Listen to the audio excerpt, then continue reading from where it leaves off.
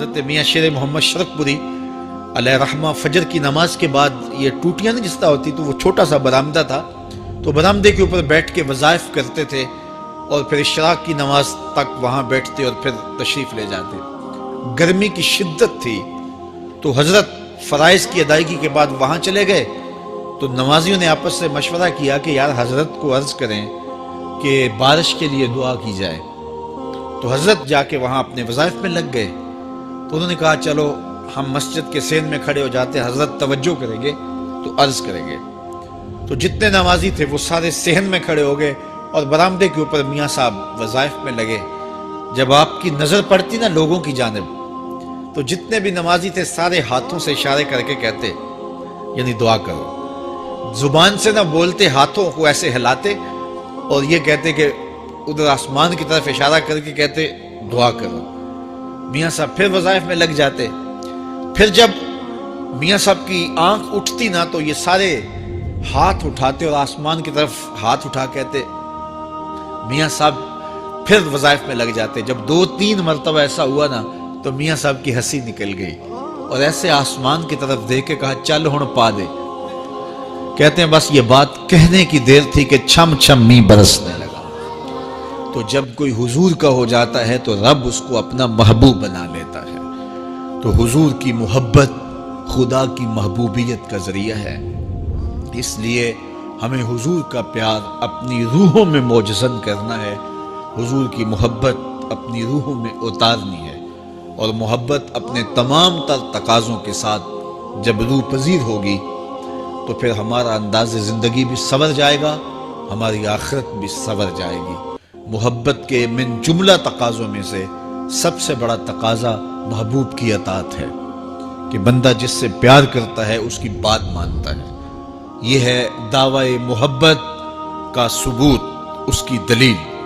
اور حضور کے صحابہ کی زندگیاں دیکھیے کہ انہوں نے حضور علیہ السلام کے ساتھ کیسے پیار کیا، حضور کی محبت میں اپنی عادتوں کو بدل دیا۔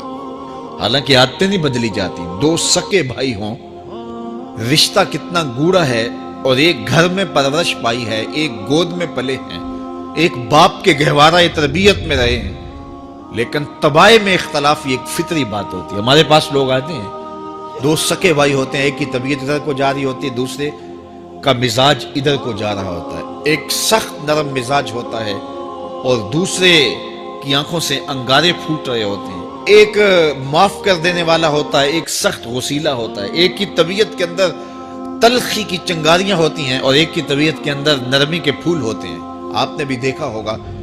تو یہ ایسا ہوتا ہے۔ اب اسی طرح کھانے پینے کی چیزوں میں طباع کا اختلاف یہ فطری بات ہے، ایک کو ایک چیز پسند ہوتی ہے، دوسرے کو وہ چیز پسند نہیں ہوتی ہے۔ بعض اوقات ماں کو مسئلہ ہوتا ہے کہ یہ چیز اگر میں تیار کرتی ہوں تو میرا دوسرا بیٹا نہیں کھاتا، تو اس کے لیے بعض سے الگ سے کوئی چیز تیار کرنی پڑتی ہے کہ اس کی ڈیمانڈ یہ ہے اور میرے اس بیٹے کی ڈیمانڈ یہ ہے۔ مائیں مزاج سمجھتی ہیں، ایک آغوش میں پرورش پانے کے باوجود خون ایک ہے، گہوارہ تربیت ایک ہے، دودھ ایک ہے، لیکن طبیعتوں کے اندر اختلاف پایا جا رہا ہے۔ لیکن صحابہ کی زندگیاں دیکھیے، انہوں نے اپنی طبیعتیں بھی حضور کی طبیعت کے سانچے میں ڈھال دی۔ حضرت انس بن مالک کو کسی نے دیکھا کہ وہ شوربے سے کدو کے ٹکڑے نکال کے کھا رہے ہیں، تو کہا یہ کیا کر رہے ہو؟ کہا میں نے ایک دن حضور کو یوں کرتے ہوئے دیکھا تھا۔ تو طباع کا اختلاف یہ ایک فطری اختلاف ہوتا ہے، لیکن صحابہ نے اس کو بھی چھوڑا اور حضور کی محبت کے سانچے میں ڈال دیا۔ پھر اس چیز کا انتظار نہیں کیا کہ حضور کا فرمان کیا ہے، حضور کی چاہت پہ اپنے مزاج کو بدلا۔ اللہ اکبر۔ حضور علیہ السلام مدینہ المنورہ کی گلی سے گزر رہے تھے، ایک گنبد نما مکان بن رہا تھا اور ایسے مکان حضور کو پسند نہیں تھے۔ تو آقا کریم علیہ السلام نے پوچھا یہ مکان کس کا ہے؟ کہا فلاں انصاری کا ہے۔ حضور گزر گئے، چہرے پہ تھوڑے سے ناگواری آثار حویدہ ہوئے۔ کسی نے اس صحابی کو بتا دیا کہ حضور گزرے تھے، تیرے مکان کو دیکھا، شاید پسند نہیں آیا۔ 2-4 دن کے بعد حضور دوبارہ گزرے، دیکھا کہ وہاں ملبے کا ڈھیر پڑا ہوا تھا۔ فرمایا اس صحابی کو بلاؤ. بلایا گیا. کہا میں پرسوں ترسوں گزرا تھا, تیرا مکان دیکھا تھا, یہ کیا ہوا؟ عرض کی میں نے گرا دیا ہے. فرمایا کیوں؟ عرض کی سنا تھا آپ کو پسند نہیں, سنا تھا آپ کو پسند نہیں. میں اور آپ دیکھیں ہمارا کیا کیا حضور کو پسند ہے, سر سے لے کر پاؤں تک, نجی زندگی سے لے کے سیاسی زندگی تک, اپنے امور ذات سے لے کر کے اپنی معاشرتی زندگی تک, ہمارا کیا کیا حضور کو پسند نہیں, اور ہر وہ چیز بدل دیں جو حضور کو پسند نہیں. محمد دی زیارت محمد دے رنگ وچ, اے ٹھگ بازیاں جانے پیارا محمد صلی اللہ علیہ وسلم. میرے شیخ کامل کا ایک شعر ہے, اور وہ شعر اتنا وزنی ہے کہ اگر میرے پاس جواہر لال موتی ہوں اور میں ایک پلڑے میں ڈال دوں اور ایک پلڑے میں یہ شعر رکھ دوں تو یہ شعر پھر بھی بھاری ہوگا. یاری لا تو پاک نبی سنگ, اے پر پوری یاری, پھر درود قبول ہے تیرا لکھ نہ لوں ایک واری. 1.25 لاکھ مرتبہ درود پڑھنا ایک طرف, اور ایک دفعہ حضور کی ذات پہ درود پڑھنا, ان کی محبت کے سانچے میں یوں ڈھل کر کے جو وہ کہتے ہیں وہ میری زندگی کا عمل ہے, یہ اس سے وزنی ہے, یہ اس سے بھاری ہے. تو حضور کی محبت. حضور کے ایک صحابی تھے, وہ حضور کو ملنے آئے, اور آئے تھے بحرین سے. اچھا, انہوں نے حضور کو سلام کیا تو حضور نے رخ پھیر لیا, ناراضگی کا اظہار کیا. تو وہ سمجھے کہ شاید حضور نے ایسے ہی رخ پھیرا, تو جدھر حضور نے رخ پھیرا وہ ادھر جا کے سلام کرتے ہیں. تو حضور نے پھر رخ پھیر لیا. سمجھ گئے کہ حضور ناراض ہیں. اب انہیں سمجھ یہ نہیں آ رہی تھی کہ ناراضگی کا سبب کیا ہے. وہ اصحاب رسول سے پوچھنے لگے کہ حضور مجھ سے ناراض لگتے ہیں, آپ میں سے کوئی بتا سکتا ہے کہ حضور کیوں ناراض ہے؟ اللہ اکبر. آج تو کوئی بڑا باپ ہو, مرشد ہو, استاد ہو, ناراض ہو جائے اور شاگرد کو ناراضگی کی وجہ معلوم نہ ہو تو وہ الٹا ناراض آگے سے ہو جاتا ہے کہ میں نے جرم کیوں کیا ہے کہ استاد کا مزاج بگڑ گیا ہے. اللہ اکبر. لیکن ذرا دیکھیے, رنگ دیکھیے محبت کے. وہ صحابہ سے پوچھتا پھرتا ہے کہ حضور مجھ سے ناراض ہیں, مجھے بتائیے کہ کیا سبب ہوا. تو انہوں نے کہا کہ یہ تیرے ہاتھ میں جو سونے کی انگوٹھی ہے اس سے حضور ناراض ہے, کیونکہ حضور اس کو منع کر چکے ہیں.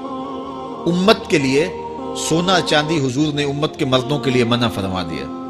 صرف 4.5 ماشے سے کچھ کم کی انگوٹھی چاندی کی, اور وہ بھی عدد میں 1 ہو, شریعت نے جائز رکھی ہے. اگر 2 ماشے کی 2 ہوں گی تو پھر بھی جائز نہیں. عورت کو جائز ہیں 10 انگوٹھیاں پہنے, سونے کی پہنے, چاندی کی پہنے, یہ اس کا زیور ہے. مرد کو زیور کی ضرورت نہیں ہے, زینت کی ضرورت نہیں ہے. لہٰذا مرد کے لیے 1 انگوٹھی رکھی گئی ہے, وہ بھی اس لیے کہ اگر وہ کہیں مشکل میں ہو تو اس کو بیچ کر کے 2 وقت کا کھانا لے سکے. باقی اس کے لیے انگوٹھی 4.5 ماشے سے کم کا چاندی یا سونا 1 ماشا ہی کیوں نہ ہو اس کے لیے جائز نہیں ہے. تو اس نے سونے کی انگوٹھی پہن رکھی تھی, لیکن اسے حرمت کا پتہ نہیں تھا. تو اس نے کہا کہ حضور مجھ سے کیوں ناراض ہیں؟ تو صحابہ نے کہا شاید یہ اس انگوٹھی کی وجہ سے ناراض ہیں. تو اس نے یہ نہیں کہا کہ مجھے تو پتہ ہی نہیں تھا, میرا کیا قصور. خیر, اس نے انگوٹھی اتار کے حضور کو پیش کرتے کہا حضور آپ اس وجہ سے ناراض ہیں؟ حضور نے انگوٹھی پکڑی اور ایسے پھینک دی. ناراضگی کی وجہ ختم ہو گئی. وہ بیٹھ گیا, بات شروع ہو گئی.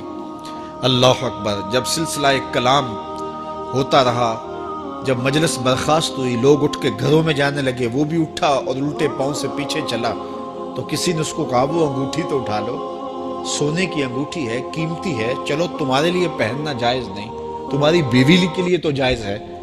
تو اس نے کیا جواب دیا سنیے. اس نے کہا واللہ لا آخذہ وقد طرحہ رسول اللہ صلی اللہ علیہ وسلم, اللہ کی قسم میں اس انگوٹھی کو کبھی بھی نہیں اٹھاؤں گا جس کو میرے حضور نے پھینک دیا ہے.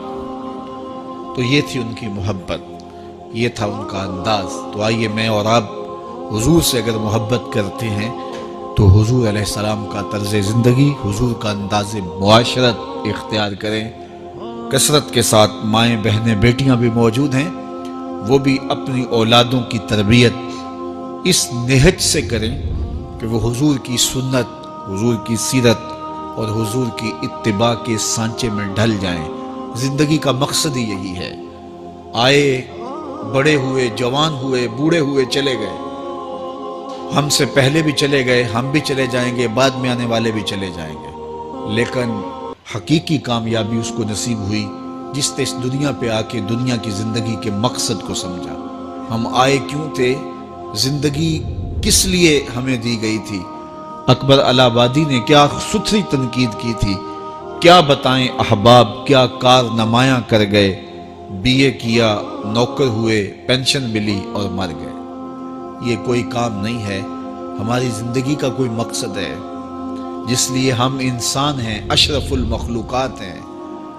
دیکھیے گدھا سارا دن بوجھ اٹھاتا ہے، اللہ اکبر۔ میرے صاحب نے گدھے سے بھی ایک موازنہ کیا ہے کہ سارا دن جو ہے وہ بوجھ اٹھائے اور کام کرے، اور پھر مالک اس کو غذا بھی نہ دے، وہ جا کے روڑیوں سے اور باہر سے جا کے چر کے پھر آ کے کام مالک کا کرے، مالک اس کو دے بھی نہ، اور وہ باہر سے کھا کے آئے اور کام مالک کا کرے۔